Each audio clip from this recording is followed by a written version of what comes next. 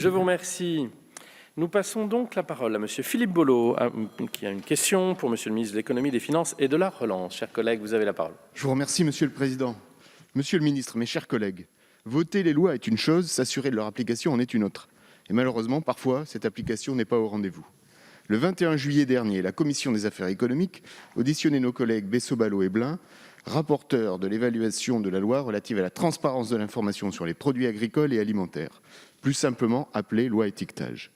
Un an après sa promulgation et malgré l'unanimité obtenue autant chez les députés que chez les sénateurs, le constat porté par nos deux collègues est sans appel. L'application de la loi est en panne. Cette situation est d'autant plus regrettable que cette loi étiquetage répond aux attentes de nombreux Français sur la connaissance de l'origine des produits de grande consommation que sont la viande, le vin, la bière et le miel.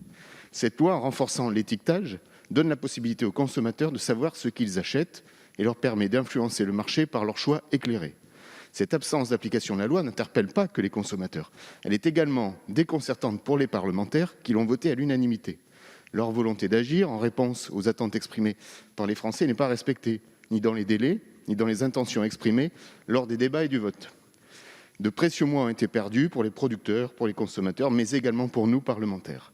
Si des motifs techniques sont invoqués pour expliquer la paralysie du processus d'application de cette loi, ils interrogent malgré tout sur la volonté du gouvernement à avancer sur le sujet. Aussi, Monsieur le ministre, je souhaite vous interroger sur cette volonté du gouvernement à faciliter l'application de la loi étiquetage, sur la solution envisagée pour sortir de l'ornière et sur le délai avec lequel son application pourrait devenir effective, permettant ainsi de répondre aux attentes de très nombreux Français. Je vous remercie. Je vous remercie, Monsieur le ministre.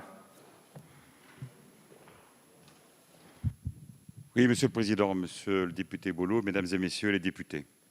En premier lieu, je voudrais vous garantir, Monsieur le député, de l'importance que le gouvernement accorde à l'indication de l'origine des denrées alimentaires.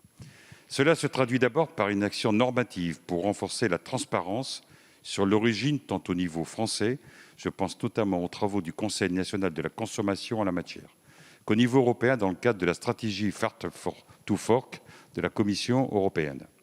En complément, cela se traduit par une mobilisation des services de contrôle pour lutter contre les pratiques frauduleuses de francisation des produits. J'ai donné en ce sens des consignes très claires à la Direction générale de la concurrence, de la consommation et de la répression des fraudes.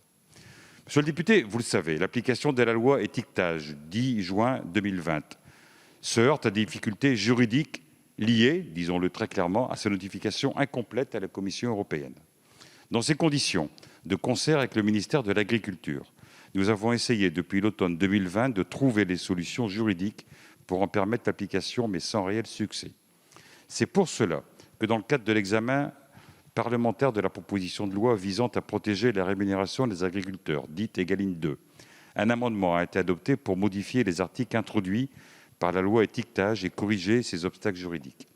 La loi ayant été promulguée le 18 octobre dernier, nous sommes maintenant en capacité de faire avancer ces textes.